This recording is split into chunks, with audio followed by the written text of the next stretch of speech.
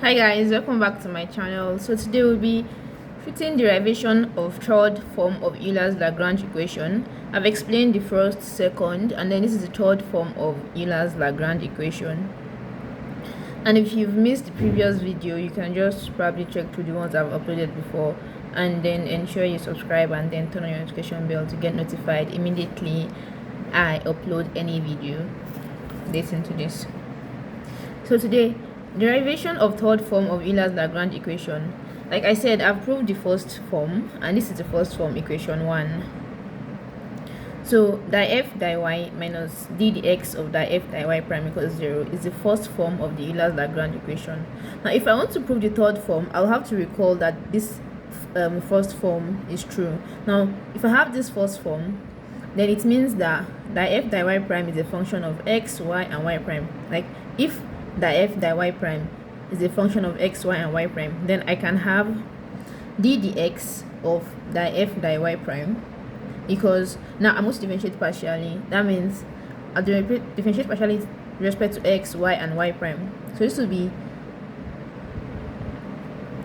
di x of di f di y prime. That's di x of di f di y prime. Then the x over di x plus the same thing I did here.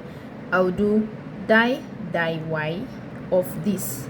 So look at the first thing is di x of this, then di x over di x. Second one will be di y of this multiplied by di y over di x.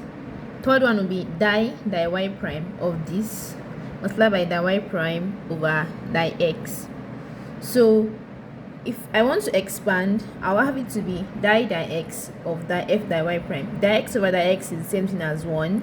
So here I'll have plus di y of di f di y prime, di y di x, the same thing here. Now I can now multiply.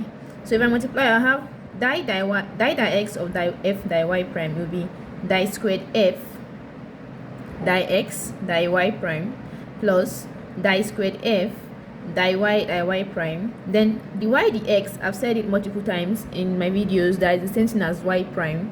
So here we have di squared f di y prime di y prime. Then if you have the y prime dx, it's the same thing as me saying, if I have the y prime di x, the same thing as me saying di x of di y di x. So this will be di squared y di x squared, which is the same thing as y prime prime. I hope you understand. So that's why I have it to be y prime prime here. So d dx of di f di y prime, I'm talking about this, equals di squared f di x di y prime plus di squared f di y prime, then your y prime, plus di squared f di y prime squared, because I have di y prime, so I multiply both, I'll have di y prime squared, then I have my y prime still here. So after that, I'll recall that from this equation 1, here, I have di f minus d dx of di f di y prime. If I want to make this the subject of the equation, I take this to the other side, so I'll have minus d dx of di f di y prime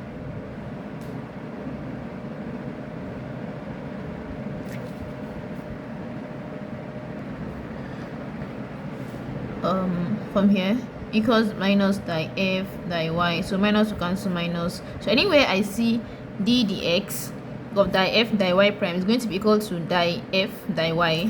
So that's why I have di f di y here minus, okay, this is, anywhere I see this, I put this. So taking all this the other side, I'll have di f di y, which is this.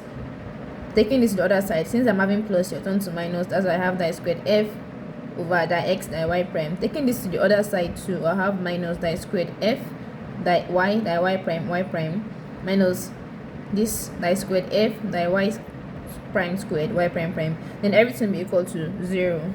Since I've taken everything to the other side, what is left here is just 0. Now, and this is called your third form of Euler's Lagrange equation. I can write it as this. So look at it. If you have this, that f by y is the same thing as me saying f of y, then minus this die squared f die x die y is the same thing as me saying fy prime of x, which is die f die x die y prime.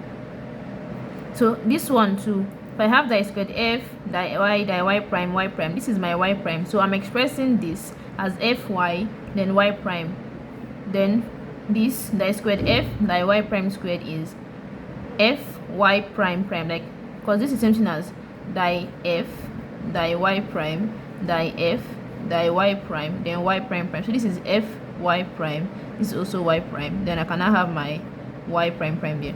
So I hope you understand. So this is the same as equation 3, same thing as equation 4, which is the alternative form of Euler's Lagrange equation, which is the third. We have 3. I've proved the first, second, and this is the third video for the third form of Euler's Lagrange equation. I hope you do understand. If you do, please do subscribe, like the video. Thank you, and have a nice day.